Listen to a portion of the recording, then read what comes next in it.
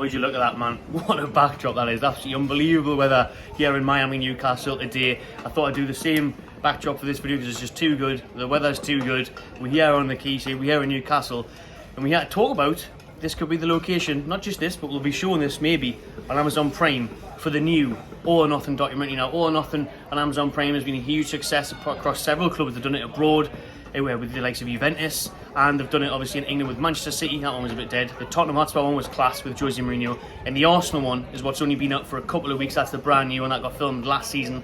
So what they do, there's a film a year beforehand and they release it a year after, if you like. So the Arsenal one, they release 3 episodes every week for 3 weeks, 9 episodes in total, an hour long, and you get that behind the scenes access to the running of the football club, day-to-day access, match-day access, dressing room access. You get everything. You get the whole thing. I've been watching the Arsenal one. It's a bit boring in parts, I think. Arteta and that is a bit boring in parts, but some parts are brilliant. I think it's just class to get an insight anyways into a football club, to see that behind the scenes that you obviously would never ever get to see unless you were in the club, at the club, working for the club. One of the players, you would never ever know what goes on behind closed doors. At Arsenal, the first episode was unreal. I thought it was brilliant. And then there's bits where it gets a bit boring, maybe an hour's too long, but they're going into certain players like Martinelli, Tierney, not really bothered. But some of the Arteta stuff's hilarious. Like the one where he's playing the speakers.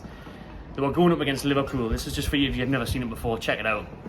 They were playing Liverpool at Anfield because Arteta's played there as a player before. He said, right, what I'm going to do is, at the Arsenal training ground, in the pissing down rain, I'm going to get speakers brought out and I'm going to blast You'll Never Walk Alone for the full hour training session. It's just mental. They went on to lose the game 4-0. But things like that you'd never ever hear about and never know about is unreal. And it's the question of how much do they actually get shown? How much is the access to the club?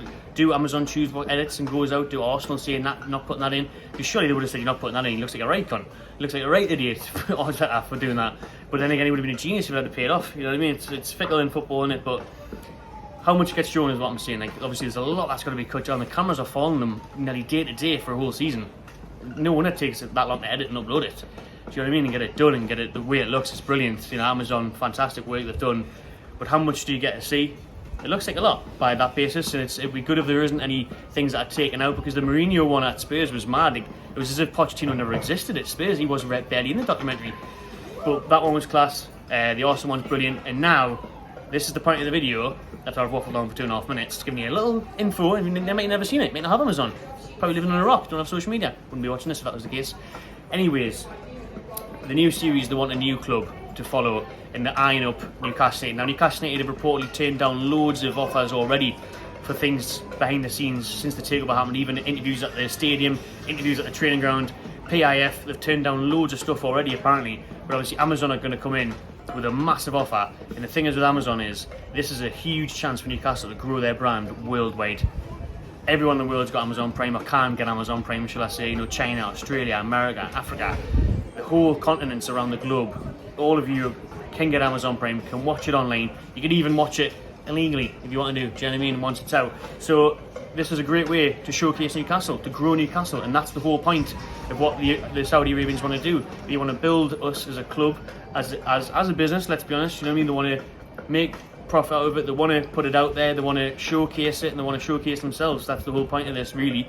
They've taken over to take over. Do you know what I mean? They want it just like the Etihad did at Manchester City, you know, just like they did there, the Qatars at PSG. That's the whole point, it's to grow them as a business, as a brand, and showcase it to the world. So they want to obviously change the perspective of Saudi Arabia.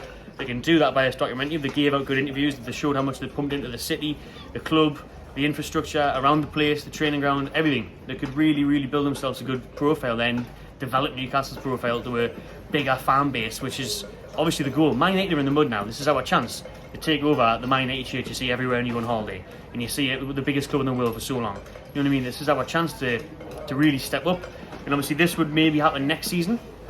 So if they're in talks, Newcastle accept the deal, they would start filming next season because they want to do a full season covering it. So it could be an unbelievable idea, because the whole all or nothing thing, this time next year when Newcastle start the season, you know, we could potentially be in Europa League, Conference League, if not even top 10 good cup run, and then obviously we'll have about 5 or 6, 7 new players by then.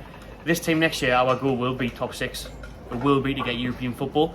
So if Amazon were following us through that journey, following it behind the scenes, following Eddie Howe, the players, the city, the fans, the club, Saudi Arabia's influence, it would be unreal. It totally makes sense for it to be Newcastle. They've done Arsenal, they've done Spurs, they've done Tottenham. If you're going to do anyone else, it'd probably Liverpool and Klopp. Maybe Man United, because that would be entertaining because of how crap they are. But I think it's fresh in Newcastle, isn't it? All the eyes were on us last year when the takeover happened. I think it would be brilliant for us. It would make sense for us, for it to be Newcastle United.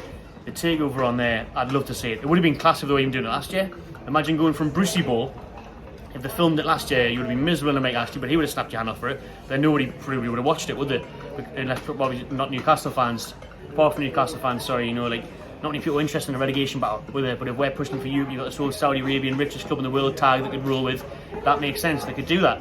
So, for me, if you did it last season, it would have been hilarious. For us, anyways, to watch Steve Bruce, you know, just to watch Brucey in his office, eating large non kebabs, feeding St. Maximin Jaffa cakes, giving out bear hugs to Kieran Clark. You know what I mean? It would have been like a comedy sketch. It would have been ridiculous. Mr. Bean. You know what I mean? It would have been a joke.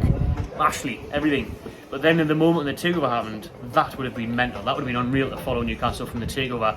That week building up to it, getting accepted, the fans outside the ground, the first game against Spurs, moving on at the January window, the battle against relegation. It would have been super exciting, to be honest. But yeah, I think obviously you can work a lot better if they've got something to aim for. Success. Obviously the Arsenal one was top 4.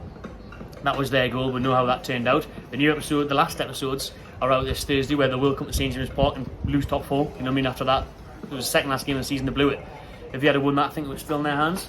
So they blew it then. But yeah, the Arsenal one's brilliant. The Newcastle one will be tremendous. I would love to see exactly what happens behind closed doors, to see Eddie Howe on the training ground, to get a bit of insight into him, the players, coach and staff. A brilliant moment on the Arsenal one was when the club's photographer gave a speech before a game, actually, a passionate speech. I fucking love this club. I fucking love this club. You can't.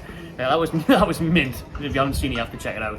So if you could see people behind the closed doors that you'd never see before, you'd get great access to everything at the stadium, the training ground. You could obviously focus on the training ground that's been done up, or they're trying to do the new one. That could be something that they could look at. But just to get an insight into our club, I think it'd be class to see. And then to hear from the owners a lot more, to hear maybe they could go over Saudi Arabia and film some stuff, the players on a pre-season tour or something next year. I don't know, there's loads of ways you could do it. But it would be, you know how entertaining it would be. Newcastle next year on Amazon All or Nothing, St James Park, bouncing, war flags, showcasing the world how good we are as a club, as a city, as a fan base. It'd be mint, man. I would absolutely love to see it. I see some people say, nah, don't want to see it. It could be embarrassing, could be cringy, it could go against me, it could be a jinx, all this sort of stuff. For me, all over it. Does nothing but good publicity. Depends on how people turn out, I suppose. You know what I mean? You might see some mad stuff from Eddie Howe that you did from Mikel Arteta. I just took the piss out of before.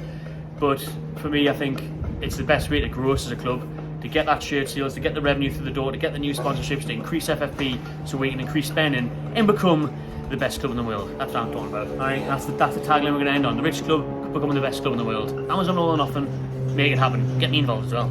You know, it makes sense. Let us know what you think in the comments. Would you be up for an Amazon Prime All or Nothing documentary, behind the scenes access to Newcastle United? Let us know the pros and the cons in the comments as well. I'm going to go enjoy the Sunday Quayside Market. If you're in Newcastle, you've never been, or you visit Newcastle, check it out, man. Loads of unbelievable food stalls underneath the Tyne Bridge. Greek stand is where I'm going. Gyros thing. Yeah, you can treat yourself to a cheeky pint along the river as well. Unbelievable. Best city in the world.